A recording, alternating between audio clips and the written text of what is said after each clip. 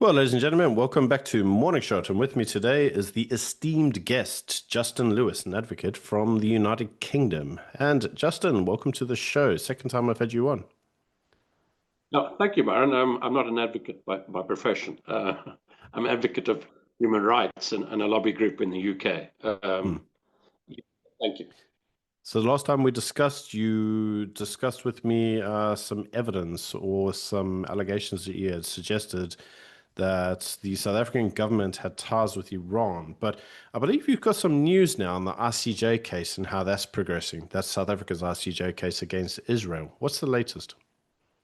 Well, we warned some time ago that the ICJ application by the South African government, which is the previous South African government, was procedurally flawed because of allegations of parties that were using the South African government's access to the ICJ to bring the application because they themselves would not have been in position to do so. That's the first point. The second point was the concern was that the actual applications and the mechanisms, therefore, had been prepared before the October 7th attack on the State of Israel. Hmm. And let's do my explanation or example that it's a bit like helping your neighbor burn his house down and then rushing to court to claim from your insurers. Now, what's happened now with the latest announcement by the US government of sanctions on parties that were part of the South African delegation marks the beginning of the next step, which would ultimately include an application to the ICJ to have the application withdrawn on the basis of procedural issues. It is not the purpose of the International Court of Justice to be a mechanism to advance political agendas, particularly as now identified by the US with agents within linked to terrorist organizations. Hmm. That is not the purpose of the ICJ, nor of any court. So what's interesting was that last Friday, the US has indicated by these new sanctions to agree with what we put forward last time we chatted, to Hmm. the extent that they're acting on it, and that's a very interesting development.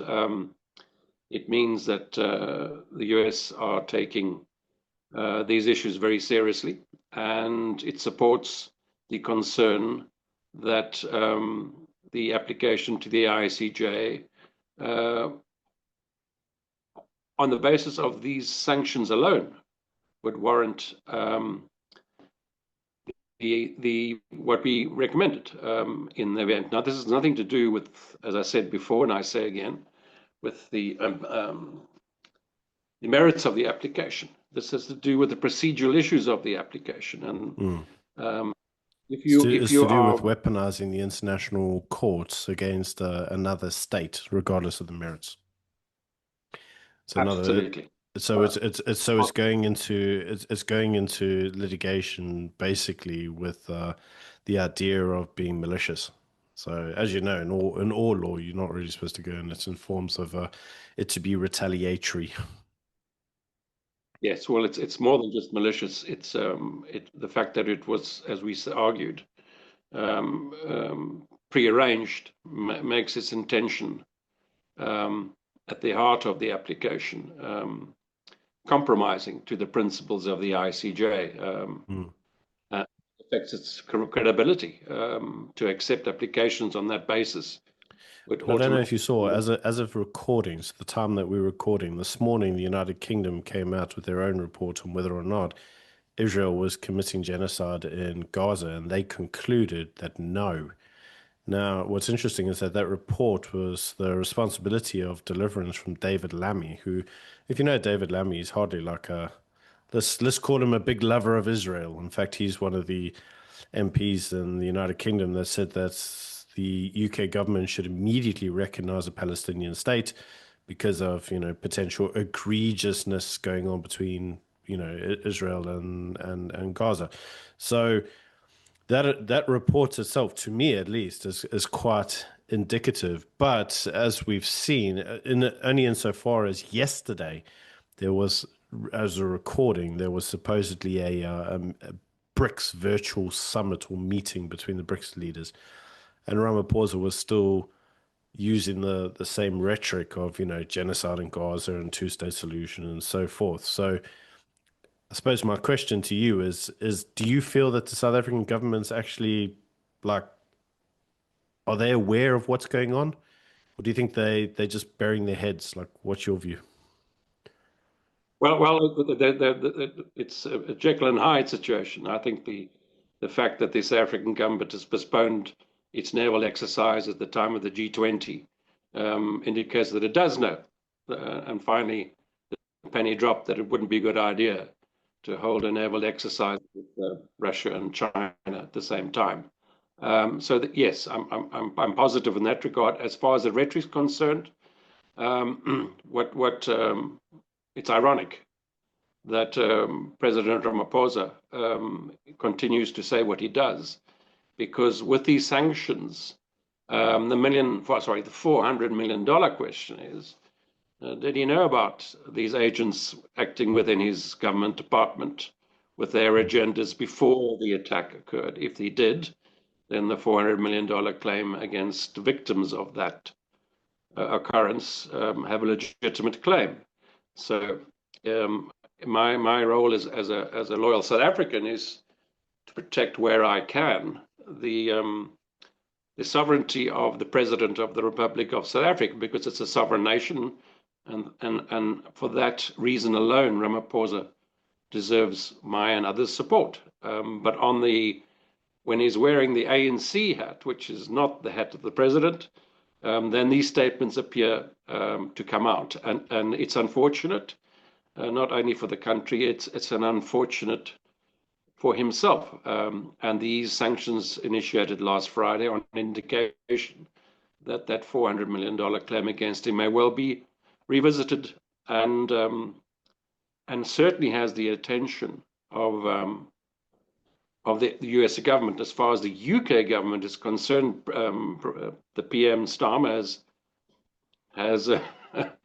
has court corruption issues of his concerns of his own.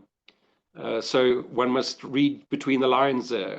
The fact that they don't admit to a genocide is, I think, an indication of the reality of the truth.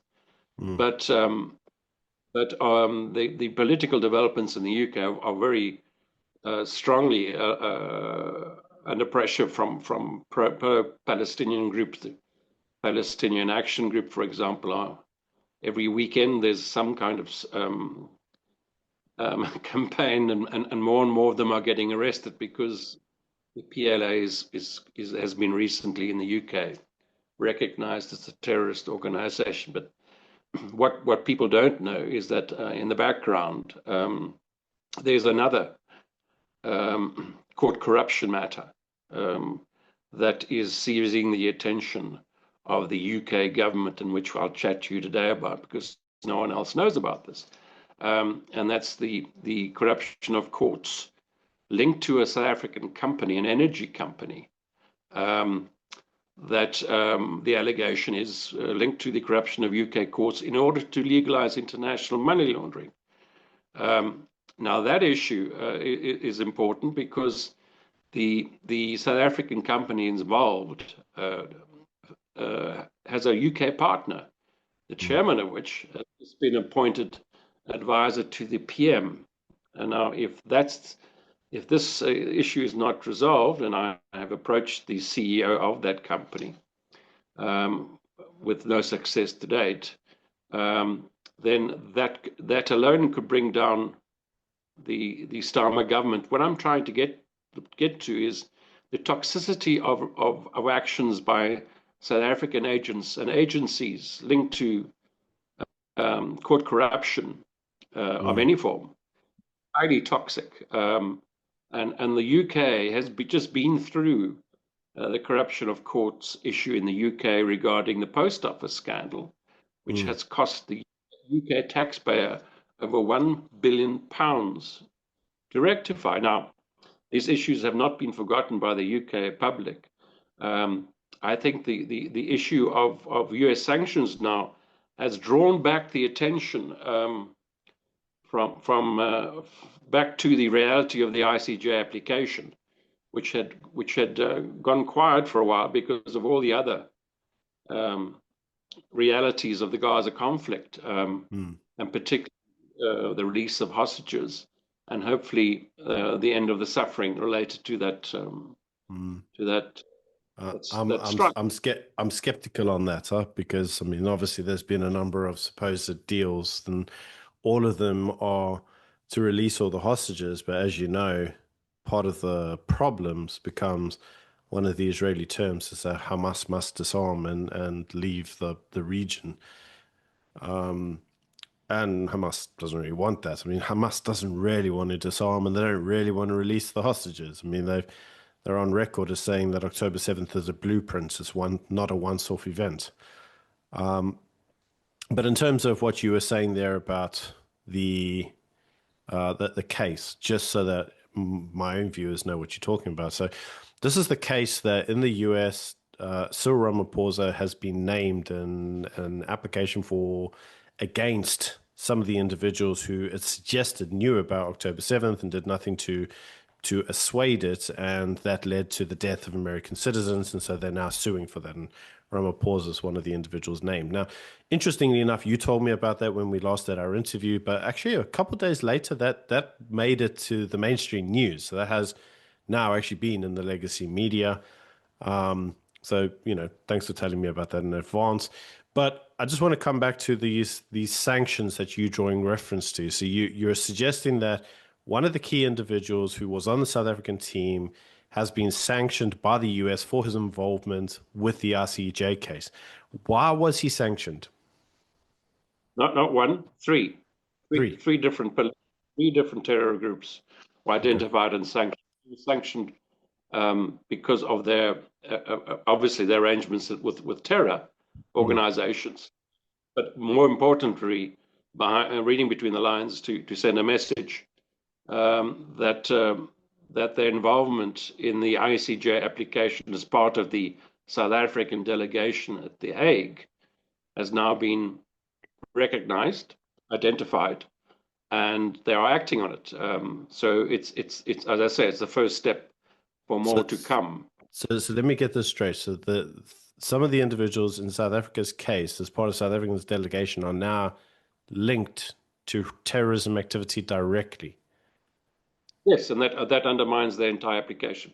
Just on that principle alone, forget about other issues, as we warned, about them knowing about the application. When the Aegis involved, in my reference then, as the neighbor, then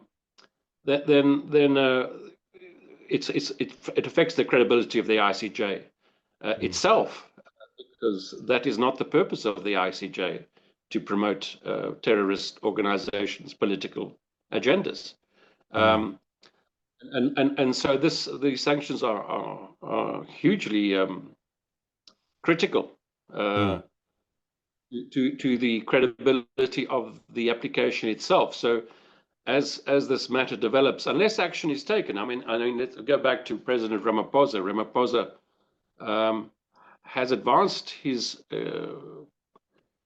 reputation on settling conflicts. I don't know so much about that. He's recently had some setbacks in the DRC, and then at the weekend, obviously, they had M23 operatives in South Africa to discuss peace negotiations with the DRC, and M23 are actually the so-called terrorists in the DRC, and they also managed to recently kill South African soldiers and steal some of our helicopters. So when Ramaphosa was challenged on this, he said, well, I didn't know anything about it. He's like, I didn't know they were here. Like, who let them in? It's like, okay. So he's looking a little bit foolish. I mean, as you know, in terms of Donald Trump's negotiations, they met in the White House. They've had one telephone since then where they agreed to negotiate, and zero negotiations have occurred. But what we do see is that he still continues to feel that his avenue of diplomacy now is limited to the BRICS community, which in itself is rather daft, because You know, the biggest problem with BRICS, as you know, is it's a forum of exporters, not purchasers.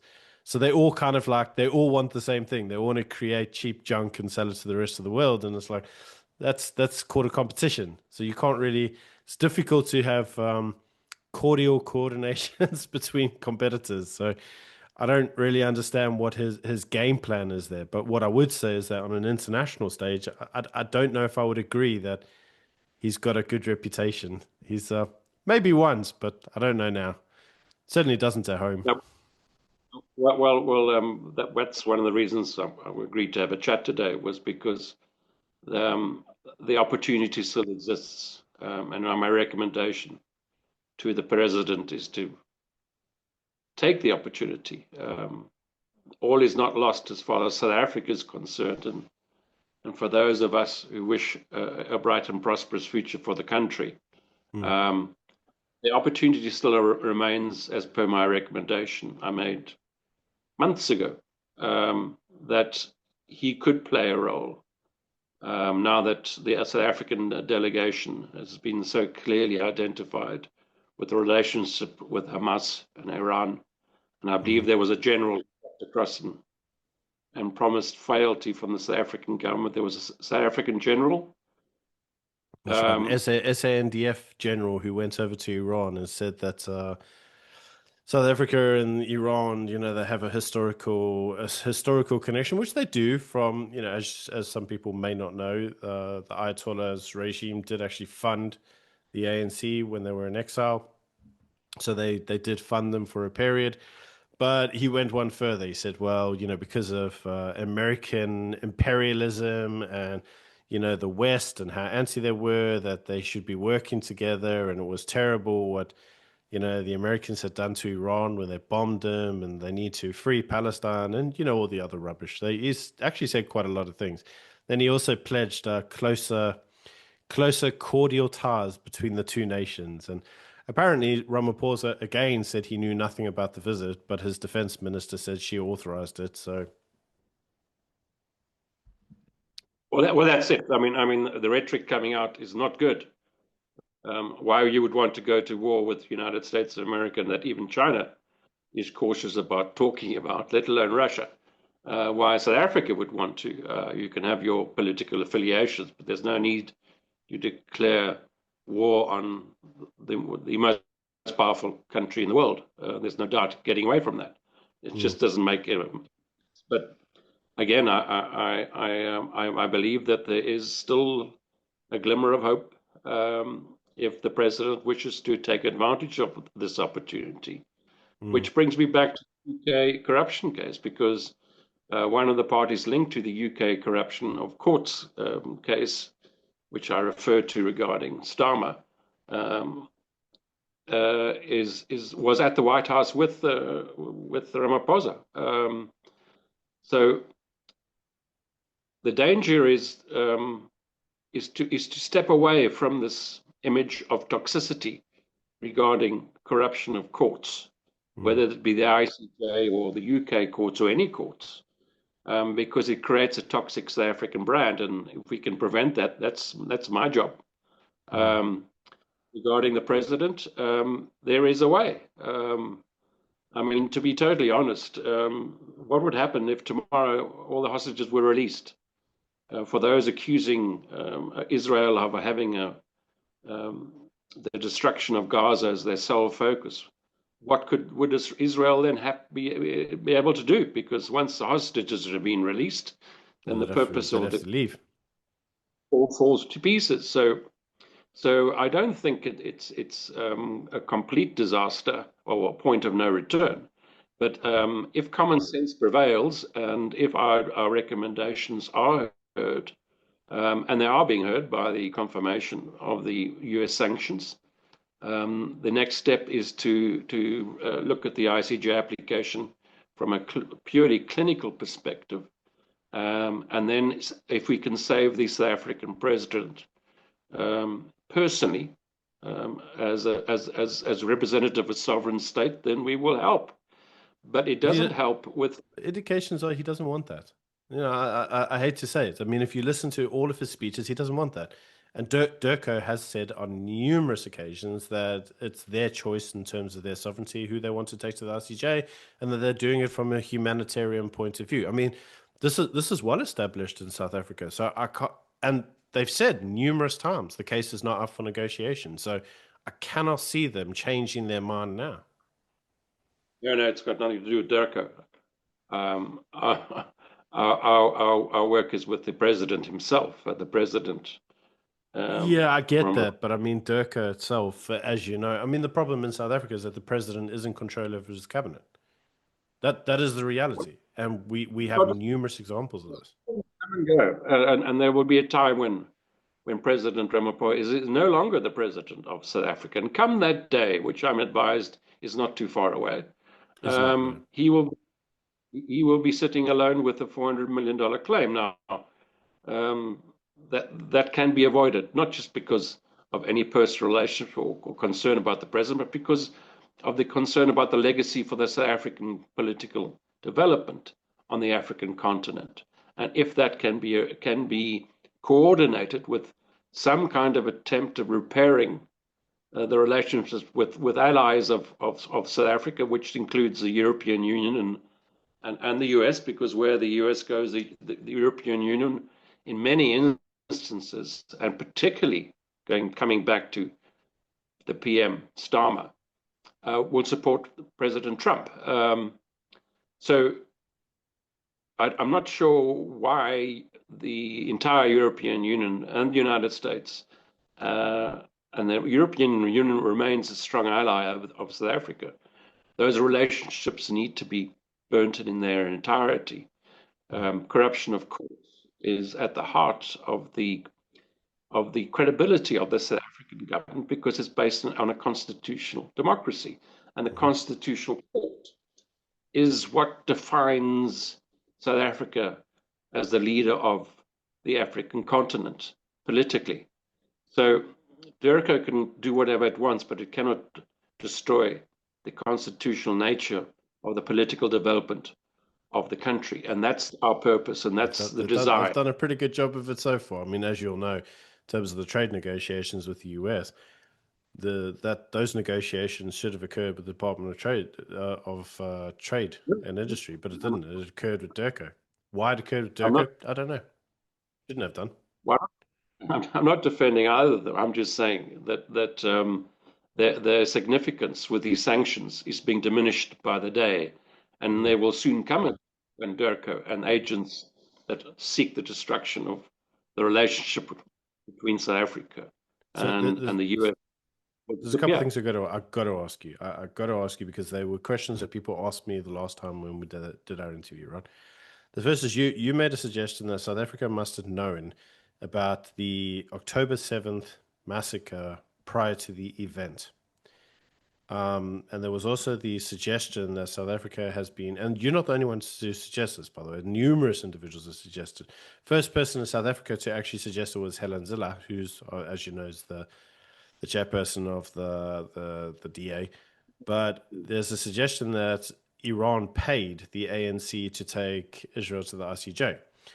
Now, Fikile Mbalula has in the press stated very categorically that according to him, the ANC were never paid. So he says it's a lie. And he also says the ANC never knew anything. They just did the case out of their goodwill and because they have a historical linkage to the issue of the apartheid regime in Palestine. That's how he describes it. And he says, so that's the reason they did. He said there was nothing more to it. So the question that now is becoming, and even News 24 have written an article on this, where's the evidence? What is the evidence? Well, what you're seeing with this sanction is that evidence unfolding. Now, at no time was the date of the attack known, and this is a question I've seen often incorrectly reported. But preparations related to the attack were being made. And that's what these sanctions from the US last Friday are confirming in their way, that the delegation that they are sanctioning, that was part of the South African delegation, that relationship was an inevitable result of an existing relationship which is now being identified for what it is. And that's got nothing to do with the history of the ANC and its relationship with the Palestine Liberation or Iran. This is a cynical, concerted attempt to design a mechanism to corrupt the ICJ and its procedures. That's what it is now. Who paid for what by whom is irrelevant. It happened. The parties are being identified. The parties are now being sanctioned. And the next step is the collation of evidence that obviously people who ask for evidence whilst these investigations are ongoing, which cannot be revealed, but they'll be revealed in time. The fact we can reveal now the identified parties because they've been sanctioned is an example thereof. Now, all of these are steps in that direction. Now, when the day comes and the scandal unfolds, it would be advisable, whatever political parties are involved, to take cognizance of the legacy this will leave. Now, the legacy could well include, if Durka wishes to cling to the hem of this lost cause, the destruction of the ANC. Whether that legacy results in the president himself, in his retirement, being sued for $400 million is yet to be seen. But whilst that has not happened, there is no reason why, no matter how contradictory the signs may be, is to plan a brighter future and a more positive relationship between the South African government and what it deserves with access to the US, particularly financial system, which is extremely, if not vital, to its development and its creation of jobs. And the long-term view is success and a prosperous country. These short-term views are being eroded and being dealt with, such as these sanctions are indicating step by step. But it does not help, for example, when the UK, which I'm involved in investigation to corruption of UK courts, is an issue not involving the South African government at all. It involves private players.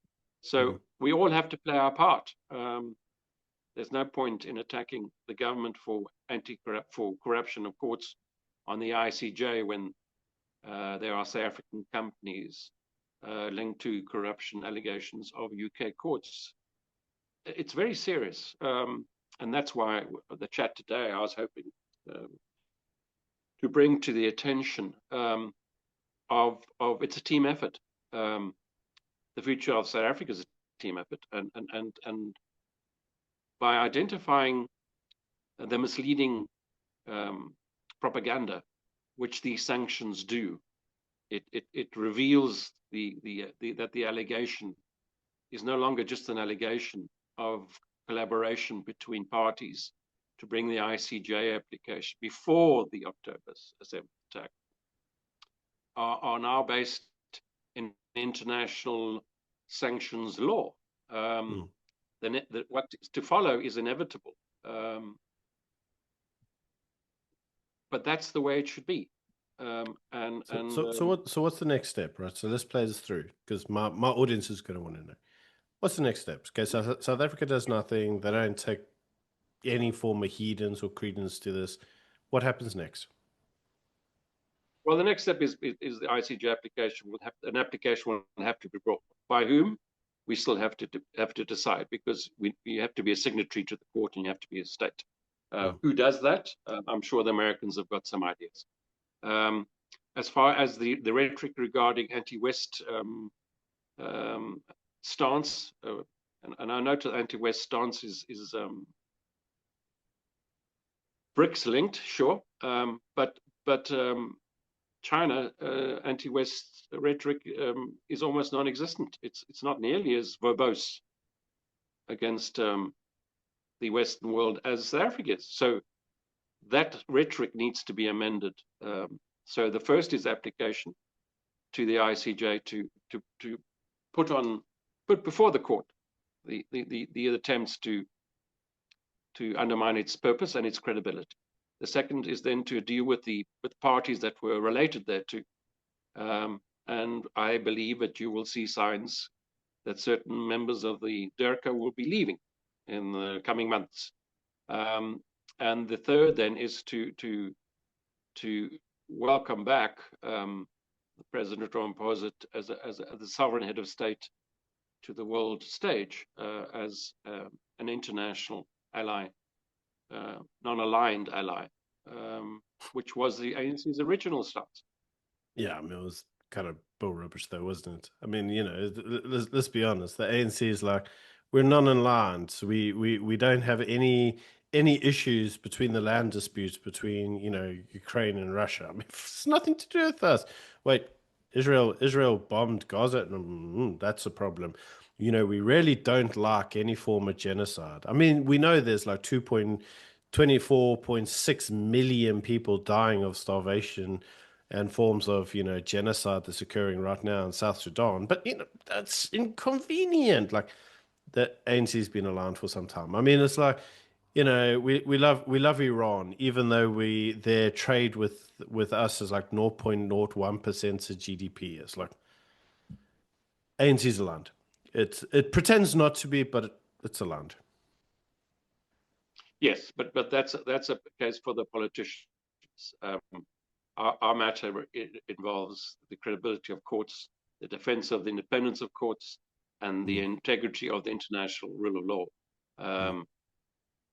The parties involved are irrelevant in that regard.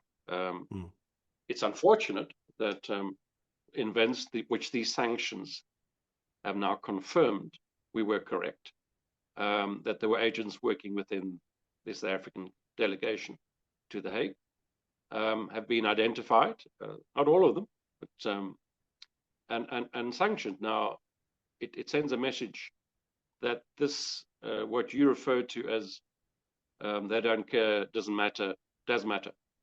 The teeth are beginning to bite.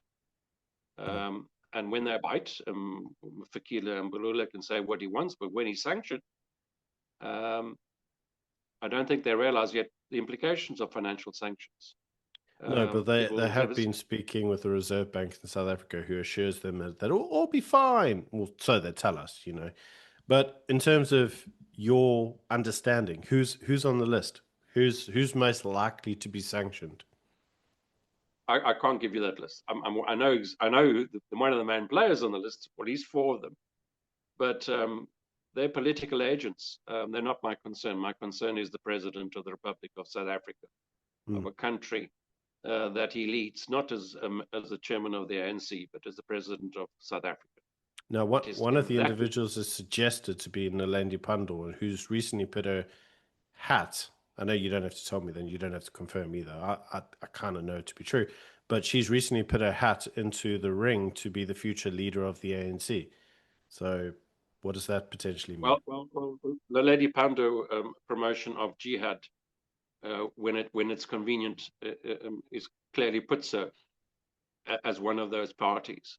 Now, before October the 23rd, in fact, during COVID, I was in South Africa for 2 years, working on another project, and I asked for a meeting with Naledi Pandor and with Johan Rupert, and then the ambassador of the UK to South Africa, to discuss the issues, amongst others, of not just the issue of corruption of courts, but the disturbing developments regarding organized crime and jihadist organizations that at that time already I had known about.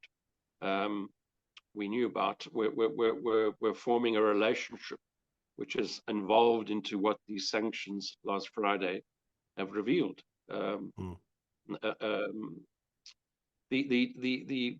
The actions of Naledi Pandor are extremely unfortunate for herself, particularly because she had a very good reputation.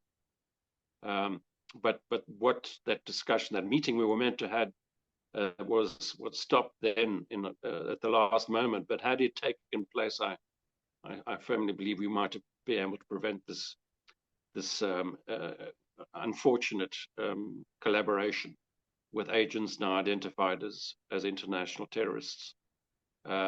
before it happened, but one can only do what can do. But again, the issue, the South Africa government and its political future and its economic future stands on the basis of profoundly successful constitutional democracy and its principles and the Constitutional Court. And we must do all we can to make sure that that bedrock of our future growth and prosperity remains in place. And by doing so, identify South Africa as a defender of the international rule of law, which the South African Constitution clearly defines now. So the claims by Ramaphosa in Zimbabwe about land reform. I'm married to a Zimbabwean, a Rhodesian, and their family went through the farming community, and I'm a farmer. That rhetoric is so outdated, so unfortunate, so appallingly reckless. A speechwriter without any awareness. That's what it was. Yes, I don't even think those were Cyril's words. A speechwriter was just like, say something positive. Oh, your land reform is really good. Like that's how it went. Like, let's be honest, that's how it went. It's so appalling that it's clearly stupid. And you don't have to ask the success of the Zimbabwean land reform program. Ask the Zimbabweans; they'll tell you it's a disaster, remains a disaster, and always will be a disaster. I'll ask them right now. They're probably just over there because they're not actually in Zimbabwe. They're all in South Africa trying to get work. We are down to the last 90 seconds of this just to let you know. Yeah, it's just an update. The developments are continuing. The call for the defense of the independence of courts, whether it be the ICJ or South African courts, or particularly in this case, UK courts, requires support from all members of society, whether they be political or economic.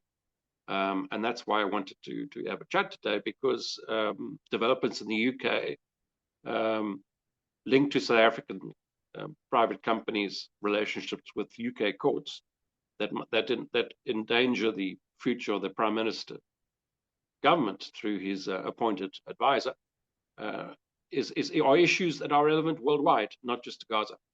And we must remain vigilant and continue to protect the international rule of law and the principles that abide therein. And I thank you very much for your time. And thank you so much for your insights. Really important to understand them. Thanks so much for joining me. It's a pleasure. You take care. Man. Cheers. Yes, mate. Bye.